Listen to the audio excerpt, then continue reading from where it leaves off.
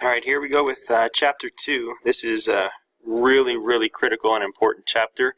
There will be at least 2, if not maybe 3 videos to be able to get through this one. As always, you have multiple learning outcomes. This particular chapter has 3 slides of learning outcomes. So be sure that you are familiar with these and are able to do the 11 things that they have identified as being critical and important for you to know by the time you're at the end of the chapter. Alright, starting off, we're going to talk about strategic planning. Now, strategic planning, the goal of strategic planning is to create and maintain a fit between the organization's resources and the objectives that they have. Okay, so they have your goals and your resources, which could be anything from money and equipment and personnel. And also the other thing that it throws in here is the evolving market opportunities. That is, what is becoming available for you to potentially make money on? What areas or industries can you go into to be able to address needs and wants of customers? Strategic errors can threaten a firm's survival, but a good plan can help protect and grow the firm. Right. Excuse me. Now, we're talking about SBUs, Strategic Business Units. Strategic Business Units, or SBUs, they are a subgroup of a larger business. They could be a collection of related businesses within a larger organization that have the characteristics that you see on the slide here.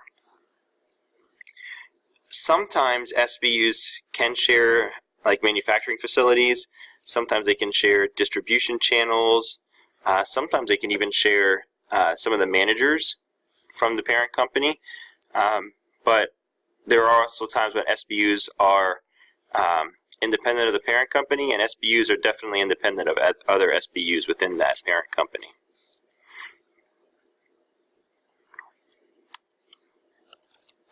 Alright, strategic alternatives. This is a slide that I definitely want you to be aware of, definitely for like the short answer essay part. So when you're looking at this opportunity matrix, this slide and the next slide will be able to describe those. You can see them in 2 different visuals. You have 4 different directions that you can go: market penetration, market development, product development, and diversification. Alright, so market penetration is not making really any changes.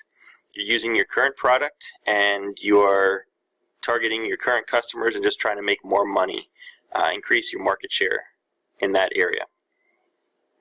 Market development. Now, the thing that is changing or being developed is the market. So you're using the same products. The product stays the same, but with the market being developed, you're trying to attract new customers to your product.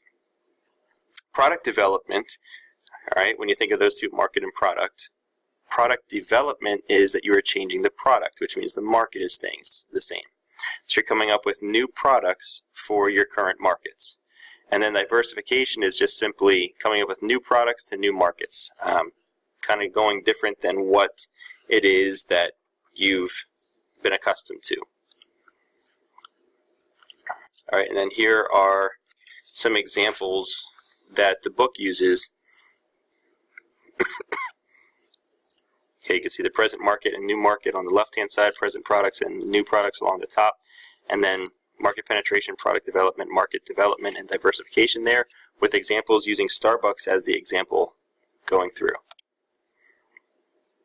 All right, the innovation matrix that you see here, it enables a company to see just what types of assets that they need to be developed and what types of markets are possible to grow into based upon the company's core capabilities.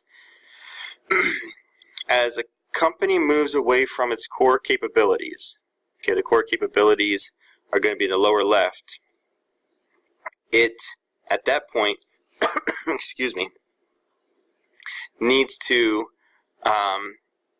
become innovative rather than just choosing one of the 4 sectors on the previous slide, innovation becomes very, very important. So if you're looking in the yellow circle, the yellowish circle on the inside, that's called core innovation. These decisions implement changes that use existing assets, your current equipment, your current people, and provide some new convenience to existing customers. You're trying to use what you have to your current customers, but trying to give it a little bit of a different feel, okay, something a little bit new. The orange arc in the middle is called adjacent innovation, and these decisions are designed to take the company's strengths into new markets. So this is what you're good at. You find something that you're good at, and you try to develop new markets based upon them.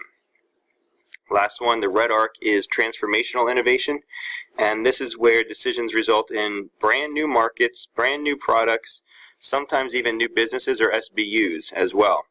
It's an unfamiliar territory that you're going into. All right, Boston Consulting Group, the portfolio matrix, is another one you definitely want to know and be aware of. All right, so this is where the Boston Consulting Group classifies each SBU by its present or potentially their forecasted growth and their present or forecasted market share as well. And they're given one of 4 classifications, as you can see here. All right, a star is a fast-growing market leader. Very, very good. Usually has large profits, but you have to keep providing it cash in order to grow. You have to keep investing in it for it to be able to continue to grow. All right. The second one, a cash cow, generates more cash than it needs, so it's profitable. All right. A lot of times, though, it is in a low growth market, so there's not a ton of growth in the market or the industry that it is in, but because the product has such a high market share, it's dominant in that low growth industry, so it's still good. Question mark is also known as a problem child, okay? Question mark or problem child. And this is where it shows rapid growth, but the profit margins are just really, really bad. Okay, really, really bad. It usually has a small market share in an industry where there's a lot of growth. So it's not growing. It has low market share. You have to put a lot of money into it to prevent it from going down to a dog. So it's a tough call as to whether or not you want to feed and invest in that. And the dog is just simply low growth potential, small market share. Usually the decision made here is to just not continue feeding that one. Okay, so here they're broken down. Upper left is stars, upper right is problem child or question mark, bottom left cash cows, bottom right is the dog. Okay, so what I just talked about on the last slide applies right here as well. They just give you an example and a visual aid to be able to see that.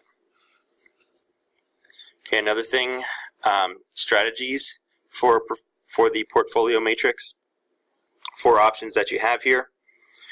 So once you classify your SBU as one of the 4 that we just listed, you have to determine how you're going to allocate the resources for each of your SBUs.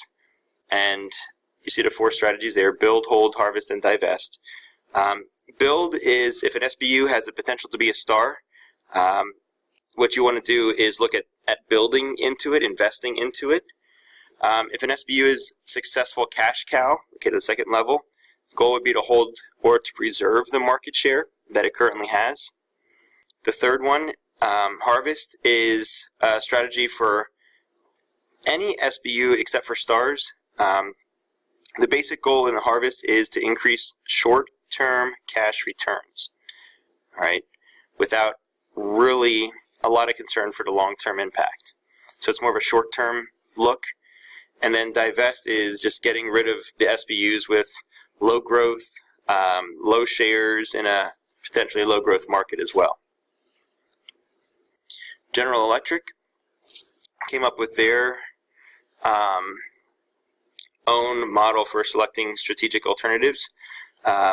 This one here, if you're looking at it, the horizontal axis at the bottom, the business position, just is another way of saying that would be like business strengths. It measures what they do well, what can they do to take advantage of opportunities with their target market.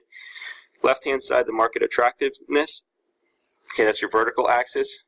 That just measures how attractive a market is for a company to enter. And depending upon what they're good at and how attractive the market is, they will recommend to either invest or grow, okay, if it's a good situation.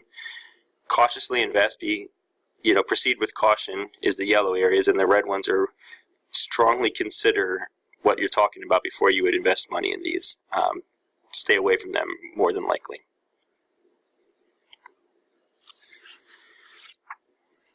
Okay, what is a marketing plan? This is going to be your major project. The marketing plan is your major project for this course, something that you're going to have to create.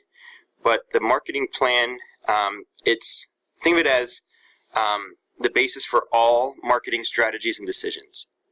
Right? It's like your game plan. It has research, it has recommendations, it has strategies, it has implementation dates. There's a lot of information in it, and everything is all focused on this particular plan. Now, the main reason that you do this, as you can see on this slide, it puts something in writing, first of all. As long as you put good information in and you have good research, it is a reliable source of data and information. It's a timeline for you to follow. It provides you with the information that you need to be able to make wise decisions moving forward for future activities as well. And the main elements of the marketing plan, you have at the top the mission statement.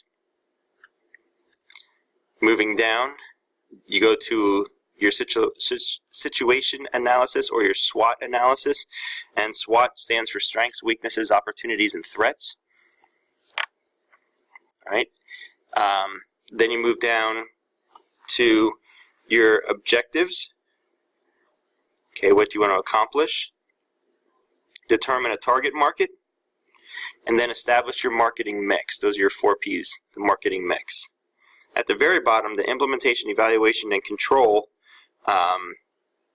are pretty much the elements of what's considered advanced strategic planning, and we'll cover those a little bit later.